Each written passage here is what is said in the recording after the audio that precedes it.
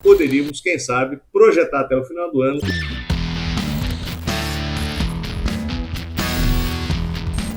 Olá, amigos e amigas da Focalize, sejam bem-vindos aqui ao nosso bate-papo da sexta, espaço onde debatemos o que aconteceu durante a semana e, baseado nisso, tentamos projetar o que pode nos oferecer o principal índice brasileiro, Ibovespa, dar uma falada sobre dólar, taxa de juros, enfim, falando do contexto de investimentos de uma forma geral. E já falando nisso, antes de entrarmos no nosso bate-papo clássico, eu quero fazer ou reforçar o convite que eu te fiz na semana passada, para na segunda-feira, dia 4, a partir das 18h30, estarei com um convidado muito especial, que é o Rodrigo Fonseca, da Frontier Capital, e estaremos debatendo sobre investimentos excepcionais em cenários de incerteza. Eu já disparei o convite aí para a base, então se você é nosso assinante já deve ter recebido. Nós já criamos aqui o link da sala do YouTube, então marque o lembrete para que você seja notificado na segunda-feira e não deixe ficar de fora, porque em cenários conturbados como os nossos, sempre é importante visualizarmos alternativas de investimento para justamente tangenciar esse processo todo. Eu não poderia ter um convidado mais que especial, que é o Rodrigo, que tem uma larga experiência em mercados de volatilidade. Então, 18h30, segunda-feira, estou te esperando aqui. Muito bem, e essa semana passada, comentamos que, será que era fundo? Será que o mercado brasileiro tinha encontrado finalmente um terreno que não fosse tão pegajoso, pudesse ser areia movediça, tudo mais? Não tínhamos essa certeza, evidentemente, até porque o contexto internacional mostrou uma piora bastante expressiva, tendo em vista principalmente notícias vindas lá do Oriente, ligadas à questão energética da China. Primeiro foi a Evergrande, que é aquele tipo de escudo que vem de um lado que a gente não espera. Até comentava, né? Nunca tinha ouvido falar dessa companhia, imagino que boa parte de vocês também não, e de repente ouve-se falar, é uma gigante companhia que, se desse problema, causaria um estrago tremendo no mundo inteiro. Então, esse problema parece que está sendo equacionado, mas daí logo em seguida vem a questão energética, que começa a paralisar fábricas na China, que começam a paralisar a entrega dos insumos industriais para uma série de companhias dentro da China e, por consequência, fora da China também. Isso tudo somado causa um estrago na cadeia produtiva como um todo. Leva à inflação, leva à falta de produtos e, obviamente, leva a um atraso na tão esperada recuperação econômica pós-Covid, a qual a gente vem falando há bastante tempo.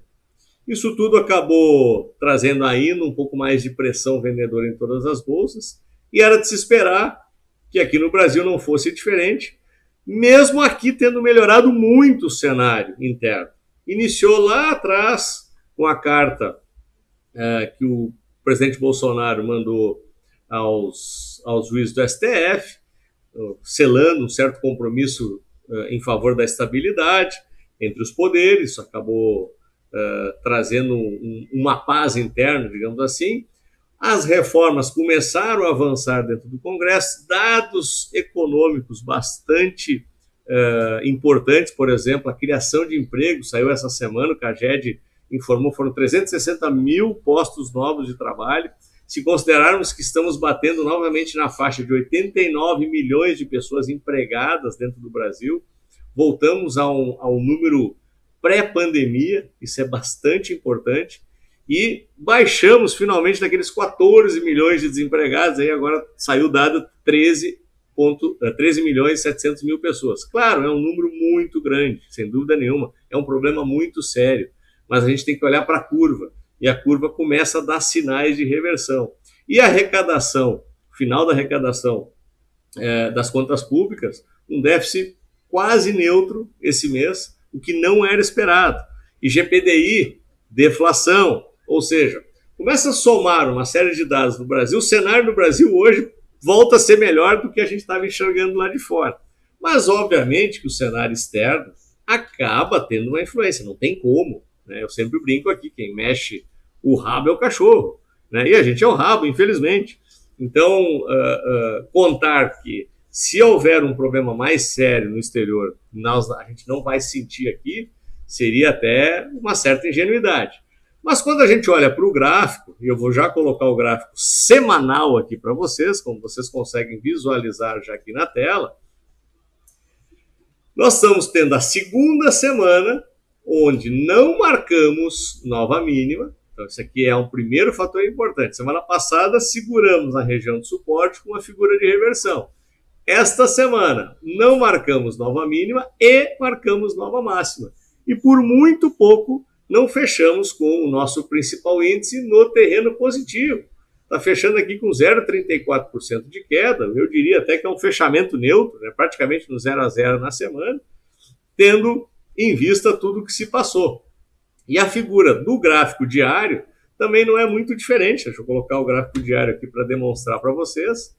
Reparem que começa a ter uma formação de reversão, ou seja, a gente não faz nova mínima, tem uma figura bastante importante, e esta região aqui, marcada pelo centro, deixa eu ajustar um pouquinho melhor aqui os topos, ó, que vai coincidir com a média de 21 períodos, nessa faixa aqui dos 114 mil pontos, se na próxima semana for testada e rompida, seria a terceira semana consecutiva que ofereceríamos um patamar um pouco mais alto e muito próximo também de romper uma LTB que vem se formando.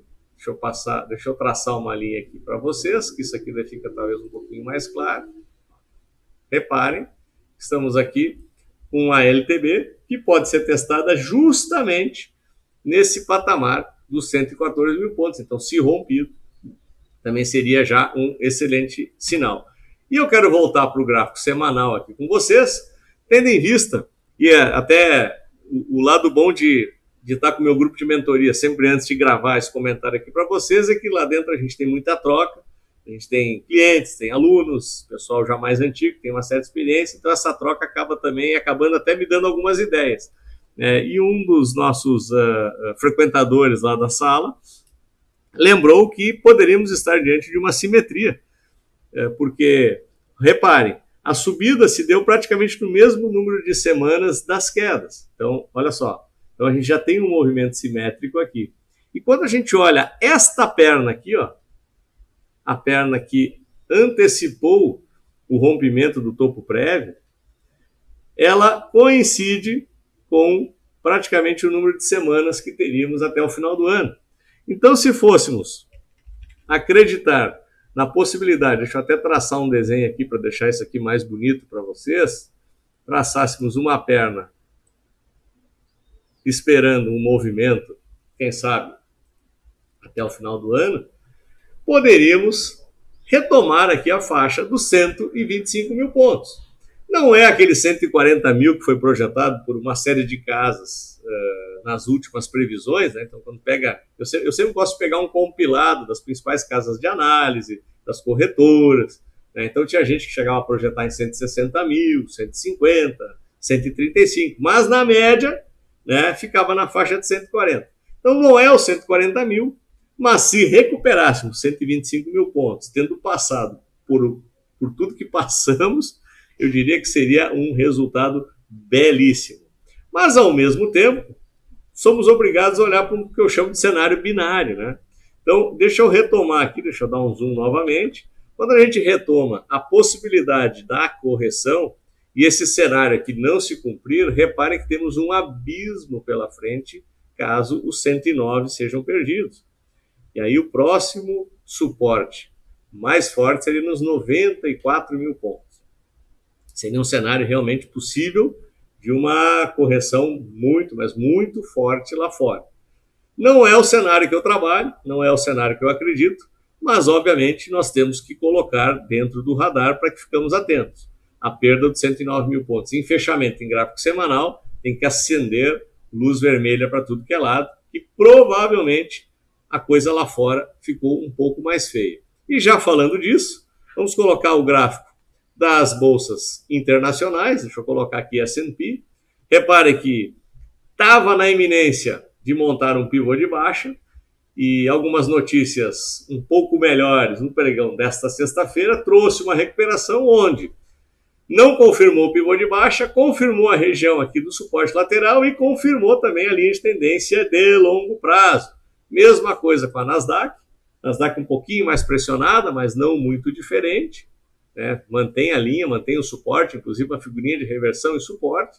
E eu queria chamar a atenção de vocês para o Eurostock também, que não está muito diferente, um pouco mais lateral, mas também com uma figurinha de reversão na região de suporte. Então, todo mundo brigando bravamente pelas regiões da segurança de preço. Mas caso haja um rompimento, talvez a gente tenha uma influência negativa aqui na nossa bolsa.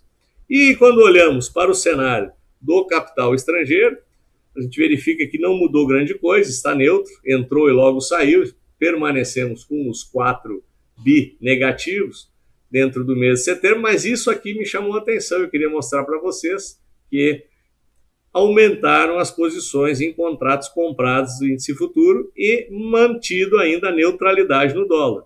Eu já vou mostrar o gráfico do dólar para vocês e veremos que o gráfico do dólar permanece também ainda com uma certa neutralidade. Vou mostrar o gráfico do dólar agora aqui para vocês. Deixa eu botar aqui. O dólar futuro. Reparem que ele ainda continua, olha, as próprias médias, elas com toda a movimentação aqui entre os 5,12 e os 5,40, ela não oscila muito, né? A média curta, ela tangencia um pouco mais, mas as médias aqui de 21,55, elas estão próximas, não se mexeram.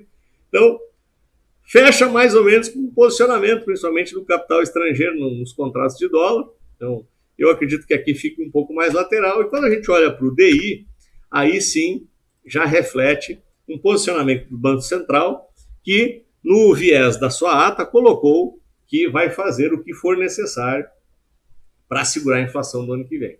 A inflação continua insistentemente chata, né? Principalmente o IPCA, o GPDI já começou até a apresentar dados de deflação, ajudado pela queda das commodities, mas o IPCA, principalmente por energia, combustível, falta de produtos, alimentos, ainda continua pressionando um pouco para cima. E isso, obviamente, que o mercado começa a precificar e já fala possivelmente em questão de 2 dígitos para o ano que vem. E aí é inevitável, o DI continua tangenciando, DI 24, né, que é o mais negociado, muito próximo na casa dos 10%. Então, neste caso aqui especificamente, a taxa de juros acaba também sendo um pouco de âncora, porque a renda fixa fica muito atrativa. E mesmo os preços das ações em boas empresas ainda bastante depreciados, com patamares bastante interessantes. E aí é uma sensibilidade que a gente começa a sentir no mercado também, porque tem investidor, principalmente investidor que gosta de se posicionar para prazo mais longo, começa a olhar, não, peraí, ficou barato. O mercado não está santo, ok, eu não sei quando será o fundo, mas eu tenho que começar a me posicionar, né? Então a gente já começa a ver movimentos de leve para posicionamentos de longo prazo, e isso já começa a se refletir, como eu mostrei nos gráficos aqui para vocês. Então, fazendo um resumo de tudo isso que a gente falou, né, o mercado, pela segunda semana consecutiva, não faz mínima, faz máxima, fecha com um viés altista, o que poderia oferecer um rompimento dos 114 mil pontos e a continuidade da alta. E se olharmos o desenho simétrico, poderíamos, quem sabe, projetar até o final do ano os 125 mil pontos. É uma aposta? É. Mas por que não, né? Coloque sua opinião aqui. Eu sempre gosto de ouvir como vocês estão enxergando toda essa confusão de mercado, como é que vocês estão se posicionando.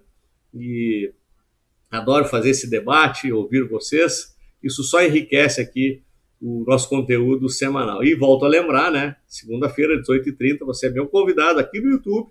Assina o sininho aqui para ser notificado. Se inscreve no canal também para receber todas as atualizações que a gente tem aqui no canal. E se gostou, dá seu like, compartilhe. E eu quero vê-lo no nosso próximo vídeo. Bom final de semana e até lá.